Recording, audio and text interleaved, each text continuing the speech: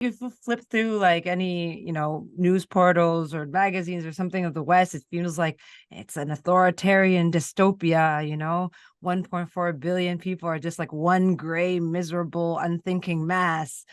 And like the whole humanity, the fact that we're human beings is completely, erased from that we individuals with aspirations and opinions and lots of them.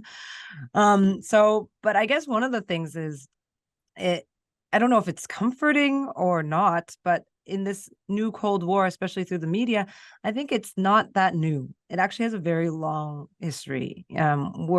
Where anti-Chinese propaganda is as old as, I don't know, colonialism. And I always think back sometimes when especially because I work in the area of arts and culture, I'm thinking a lot about media representation often, is that, we it reminds me of a lot of the cartoons, back in the 19th century, of the xenophobic cartoons. There's a very famous one. Maybe many of your listeners have seen this Australian cartoon where China is this octopus with like many tentacles, and on the tentacles strangling, helpless white people in the image. And then the tentacles wrote all sorts of words. There were like words like, immortality, no, immorality, bribery, like all sorts of diseases and cheap labor.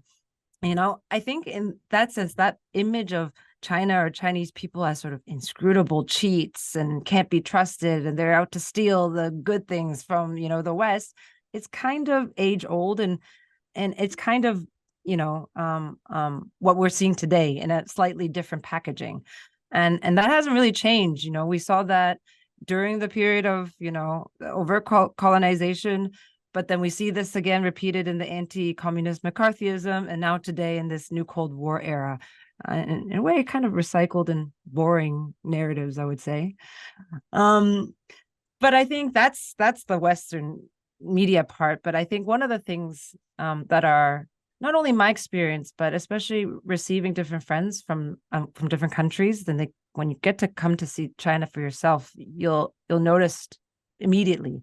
And there's a couple of things I can think of. Usually everyone always asks after walking on any street in any city in China, they'll say, why aren't there homeless people? Why aren't there slums? And, the vast homelessness of the global north, but also the massive slums of the global south. Why isn't there that? And start asking questions. Okay, what something is different here than the capitalist West. Last night I was just walking with some friends, newly made friends who are coming for a conference. They're, from Africa and Latin America. And they were surprised with how few police there were here in Beijing. And they were even surprised to see, the police officers are, in little dinky electric bikes and are unarmed, don't carry guns. And that's the so-called police state that we're, apparently living here.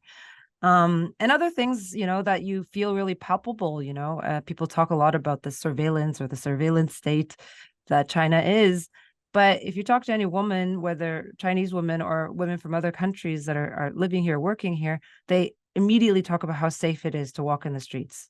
I'm not saying there's no violence against women, but it is palpable how different it is compared to, any major cities pretty much in the world. And that means a lot in terms of just, wow, as women, you can go around at night and feel like you don't have to plan every single moment of your life being like, how am I going to get home from that meeting? How am I going to get point A to point B? If the metro stops, what can I do? That daily life, that we have to do pretty much anywhere. Here, it's a much more like relieved part. So anyways, those are some things I can think of how palpably different than what the West might say.